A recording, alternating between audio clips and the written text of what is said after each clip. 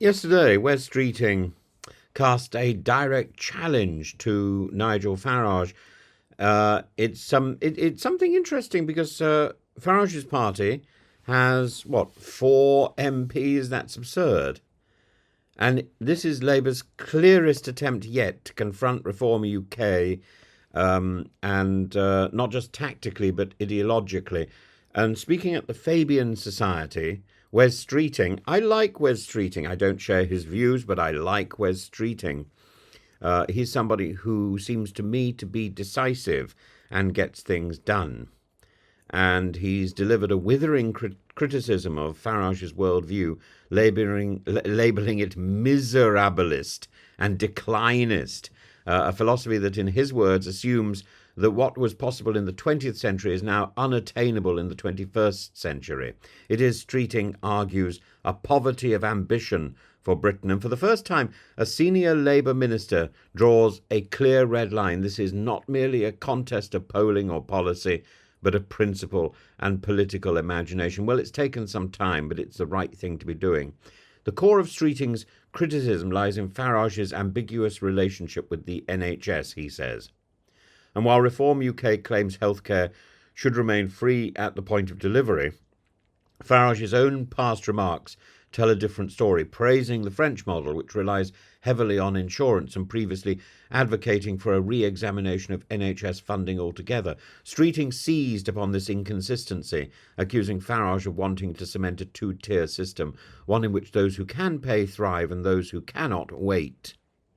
Streeting's retort was both populist and pointed. It's all right for Mr. Moneybags, he said, but could you afford to fork out £23,000 for a hip replacement or pay £100 to see a GP? His implication was clear. Farage's model might work for the hedge fund managers, but not for the vast majority of Britons. But Streeting has gone further.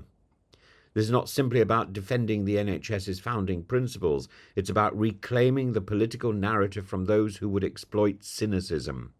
He argues that failing public services have become fertilizers of populism. What a brilliant word.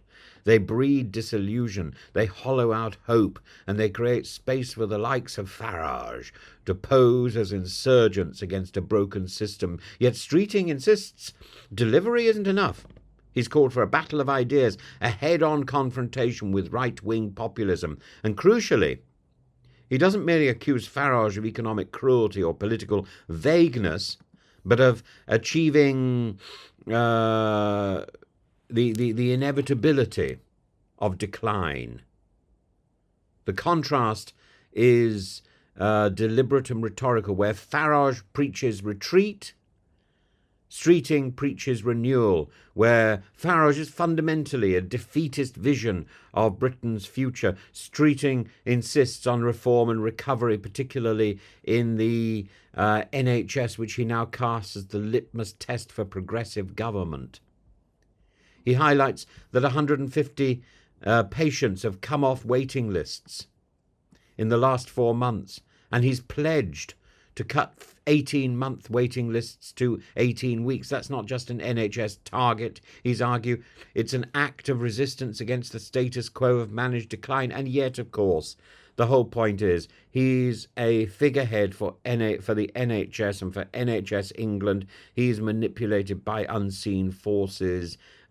He has to say what he's told to say. And even when he obliterates NHS England, those civil servants, by definition, by their contract, will simply be squeezed into other jobs in the NHS. So it's not that we're actually getting rid of the dross. He can't do that. He doesn't have that power, or at least I think he doesn't have that power. He has the rhetoric, and rhetoric matters. It signals a new Labour confidence. Not content to simply attack the Conservatives, Streeting has now trained his sights on the populist right, treating Farage not as a sideshow, but as a contender.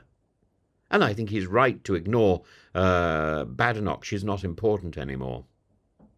Indeed, with the upcoming Runcorn and Helsby by-election, where Reform is polling neck and neck with Labour, Streeting's speech is also a strategic move. He is in the trenches alongside candidate Karen Shaw, deploying attack ads quoting Farage's past endorsement of insurance-based models.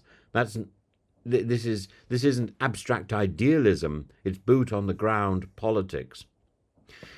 But Farage characteristically has hit back. On social media, he's accused Streeting of resorting to lies and insisting that the NHS would remain free at the point of delivery under reform. I'm not shallow. And the trouble, of course, is that the ambiguity lies not in Labour's accusations, but in Reform's evasions. Their policy documents promise one thing, while their leader muses on quite another. There's more at stake here than technocratic quibbles.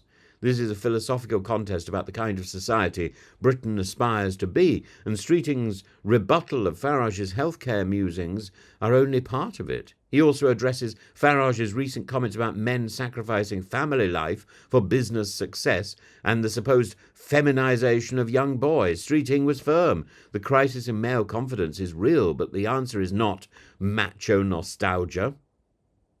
It's a compassionate policy, robust public services, and cultural inclusion. And this ideological clash may be just the beginning. As Farage positions reform as the optimistic alternative, Labour must walk a careful line, defending the public realm without appearing technocratic, offering hope without ignoring the pain of public decline.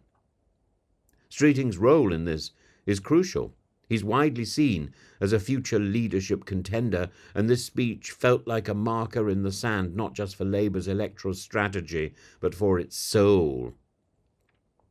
Where Streeting's attack on Farage isn't just a political gambit, it's a signal that Labour intends to fight the populist right not with silence but with substance, that it will defend the NHS not as an institution but as an emblem of national solidarity, and that in the contest between miserableism and mission, Labour must choose the latter, not just to win votes but to win the future.